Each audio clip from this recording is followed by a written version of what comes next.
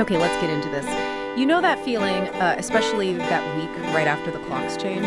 You're doing everything normally, same routine, same coffee, maybe even the same amount of sleep, but you just feel off, like your body's rhythm is half a step behind the day. Well, we dug into the sources and that feeling.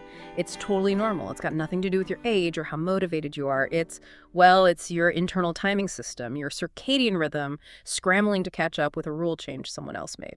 Exactly. And that little mismatch, that's really the heart of our deep dive today. We've looked at a whole range of material neurobiology, heart health studies, even old railroad timetables and government acts.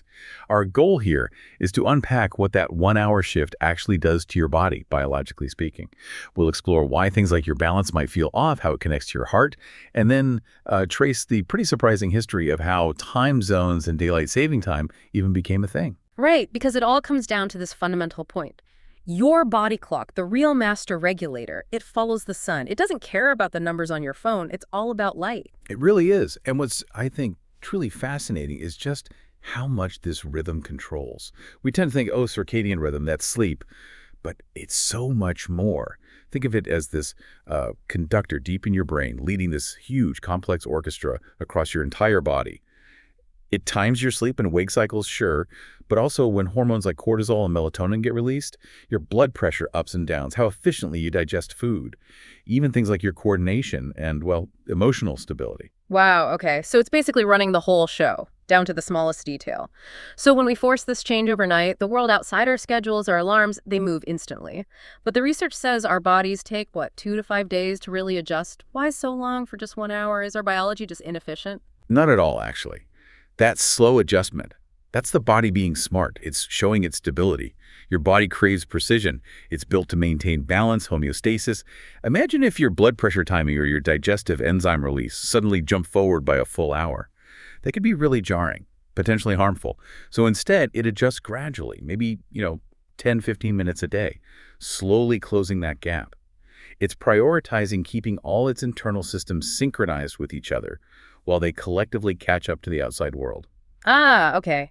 That makes the hormone side of things feel much more deliberate then. Like when we spring forward in March, we lose an hour. Suddenly, evening light lasts longer, but the mornings are darker when we wake up. So our internal clock is still trying to release melatonin later, release cortisol later, which explains why those first few mornings feel so heavy, right? Precisely. Your brain is getting the signal to wake up, but it's getting less light, and the cortisol surge that helps you feel alert is delayed. You're essentially fighting your own internal programming. Which is set by light. Which is set by light. And conversely, when we fall back in autumn, that sleep drive, the melatonin rise, tends to hit earlier in the evening than the clock says it should. So you might feel ready for bed earlier, maybe a bit restless later, until your body syncs up with the new later bedtime. Okay, let's shift gears slightly to something I found really surprising in the sources. The connection between this timing shift and, physical balance. People don't just say they're tired. They often mention feeling clumsy, less coordinated. Why would that first step out of bed feel shaky? Yeah, it's fascinating. Balance isn't just one thing. It's this incredibly precise coordination, like a split-second timing act, between four different systems. You've got your vision telling you where you are. You've got the vestibular system in your inner ear, sensing motion and gravity. Then there's proprioception, your nervous system's sense of where your limbs are in space. And finally, the timed activation of your postural muscles to keep you upright. All four need to fire in perfect sequence. So when the master clock, the circadian rhythm, shifts, even slightly, the timing between those four systems can get temporarily disrupted. The signals might be just milliseconds off while the brain recalibrates. So it's not that any part is broken, it's that the conductor, the circadian clock, is running slightly late. But the demand like standing up quickly is happening now. That little lag causes the stumble. Exactly. That momentary confusion can subtly change your gait, your reaction speed. It's a temporary recalibration. Which is why that simple advice we found makes so much sense. Pause before you move quickly. Yes. Give those systems just a beat to get organized. Think, sit, then stand, then walk. Yeah. That deliberate pause lets things sync back up. And this whole idea of precise timing becomes even more critical when we look at the heart. We see these reports, small but consistent increases in heart-related issues right after the springtime change. It sounds scary, but you emphasized it's not because the heart is suddenly weaker. No, it's not about inherent weakness. It's again about timing. Your cardiovascular system runs on a very predictable circadian schedule. Your blood pressure has a daily rhythm. Even the elasticity of your blood vessels changes throughout the day, all timed by that internal clock. When your alarm forces you awake an hour earlier than your body expects, the cues for regulating blood pressure, for instance, can get thrown off. Your body might start ramping up cardiovascular activity at a point in its cycle when it's normally lower, or vice versa. It's a subtle stress from misalignment. So it highlights why easing into the morning, especially during that adjustment week, is actually biologically supportive. Very much so. A gentle start matters. Okay, that covers the personal biological impact. But if our bodies struggle with just 1 hour, it makes you wonder about the chaos before we even had standard time. Let's zoom out now and connect this internal struggle to the larger historical one. All right, this is where it gets really interesting historically. You have to go back to the late 1800s. Before then, basically every town, every city, ran on its own local solar time. Noon was simple. It was when the sun was highest in the sky wherever you were. Which must have worked fine when travel was slow, communities were local. Exactly. But then came the railroads. Suddenly you have relatively fast travel connecting cities. And if each city is using its own sun time, you could have clocks differing by, 10, 20, maybe 30 minutes just between neighboring towns. Imagine trying to run a train schedule like that. It was a nightmare. Worse than a nightmare, it was dangerous. Conductors, telegraph operators, they were constantly doing time conversions. Mistakes led to misconnections, huge delays, and, critically, head-on train collisions. It was a massive safety problem. So the railroads had to fix it. They did. And here's the kicker. The government didn't step in first. It was the railroad companies themselves. On November 18th, 1883, a day, literally called Railroad Time Day, railroads across the U.S. and Canada voluntarily adopted 4 standard time zones. It was driven entirely by the need for safety and efficiency. They imposed the structure, and people, businesses, and eventually the government just kind of fell in line. Wow, so standard time zones weren't a government idea initially, they were an industry solution to a safety crisis. Pretty much. And that coordinated system, that agreement on time, that's what even made seasonal clock changes possible later on. You couldn't have DST without standard zones first. And DST itself, that came later with WWI. Yes, the Standard Time Act of 1918 made the time zones official federal law, and it introduced daylight saving time. The reason? To save fuel. Specifically coal and gas. How did changing the clock save fuel? By shifting activities into daylight hours. If people are up and about when it's light out, they use less artificial lighting in the evenings, which in 1918 meant burning less coal for electricity and gas for lamps. That saved fuel could then be used for the war effort. Makes sense. And then it happened again in WWII. It did. During World War II, the U.S. implemented year-round DST, calling it wartime. Same strategic goal. Conserve energy resources for military use. But after the wars, things got messy again. Oh, incredibly messy. Between 1945 and 1966, there was no federal mandate. Some states kept DST, some didn't. Some counties within states did their own thing. Some changed clocks on different dates. They called it the patchwork confusion. Imagine driving a short distance, say from Ohio into Indiana back then. You might cross time zones or DST boundaries multiple times in an hour. What a headache for anyone trying to schedule anything travel, business calls. Exactly. It was totally chaotic. You could board a bus, and the schedule posted at the station might be meaningless 50 miles down the road. So that chaos finally forced Congress to act. It did. That led directly to the Uniform Time Act of 1966. This law standardized the start and end dates for DST across the country. Crucially, it allowed states to opt out of DST entirely, sticking with standard time year-round, but it didn't allow them to choose permanent DST. Yes. And that restriction is still the core of the debate today. Right. Which brings us neatly to the current policy battle. It really seems to pit biology against the economy, doesn't it? On one side, you have sleep science, neurology, basically arguing for permanent standard time. Why is ST seen as the healthier option? It boils down to light exposure, specifically morning light. Standard time aligns our daily schedules more closely with the sun's natural cycle. Getting bright light, especially morning light, hitting your eyes is the most powerful signal to your brain to shut down melatonin production, ramp up cortisol, and promote alertness. It anchors your circadian rhythm naturally. Okay, so ST maximizes that crucial morning light signal.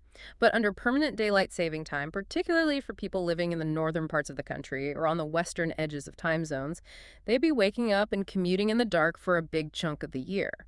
What are the documented downsides of that long term? Well, waking up in darkness means that melatonin shutdown is slower, weaker, you feel groggier for longer.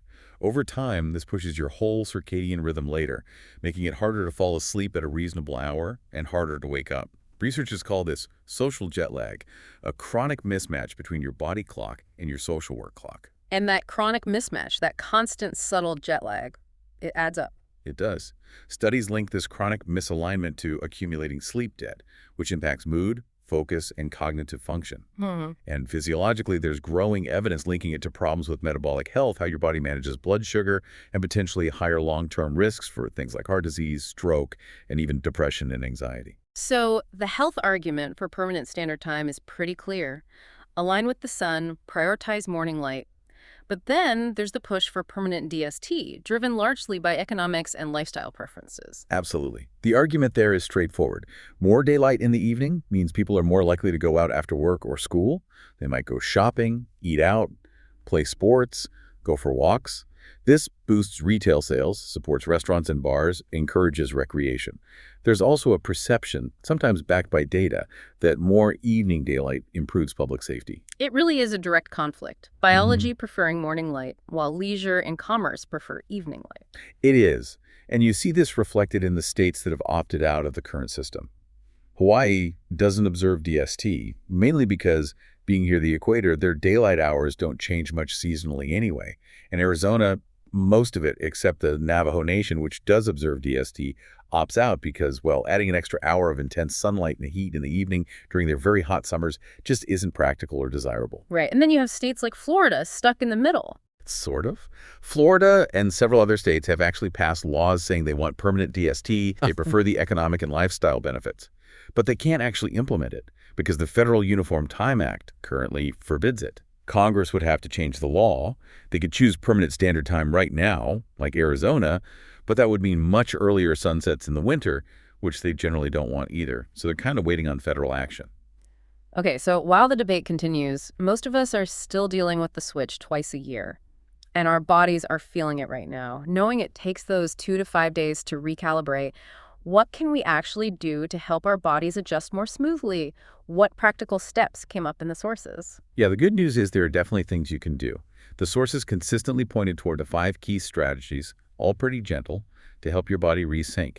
And the most important one, unsurprisingly, is managing light. Right.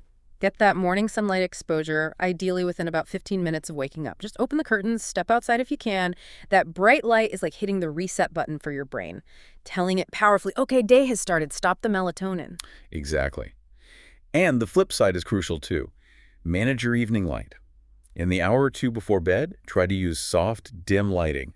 Definitely minimize exposure to bright screens, phones, tablets, computers. That blue light really suppresses melatonin. You want to allow your natural melatonin levels to rise, kind of gently inviting sleep. Okay, number 3 ties back to that balance issue we talked about. Sure. Pause before moving quickly, especially that transition from sitting to standing or getting out of bed. Give your coordination system that extra beat. Sit, stand, walk, slow it down just a touch. Number 4, hydration. It sounds simple, but drinking a glass of water right when you wake up actually helps wake up your brain and body more effectively than just caffeine alone.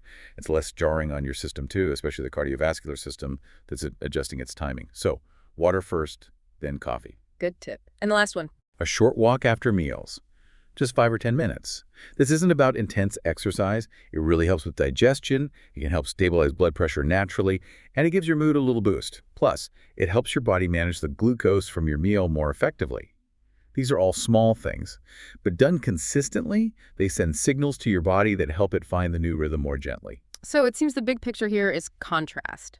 The clock on the wall changes instantly one night, but our biology changes gradually, carefully, over days. That's the core takeaway. Your body isn't being slow or difficult when it takes time to adjust.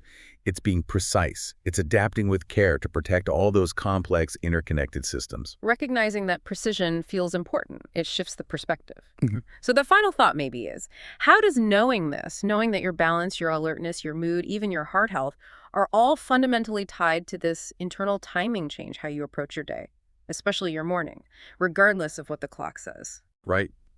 Maybe it encourages us to think less about forcing our bodies to match the clock and more about inviting our bodies into the day, supporting its pace. honoring its need for stability and rhythm, that understanding that your biological time is real and important, maybe that's the key to feeling well synchronized no matter what time it is.